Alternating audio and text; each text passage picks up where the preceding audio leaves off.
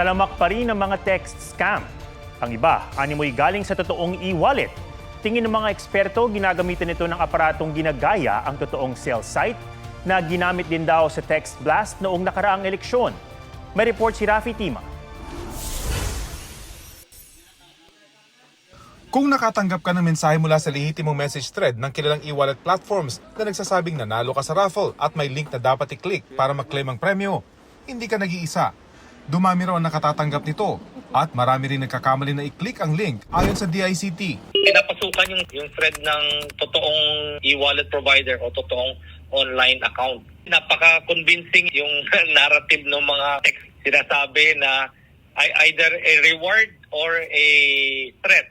Para makapasok sa lehitimong message thread, posibleng gumagamit daw ang mga scammer ng tinatawag na IMSI Catcher o International Mobile Subscriber Identity Catcher, isang makina na pwedeng ilagay sa sasakyan at magpanggap na lehitimong mobile cell site. Akala ng cellphone nyo, kumakabit kayo sa totoong cell tower, yung pala doon sa fake na MC Catcher.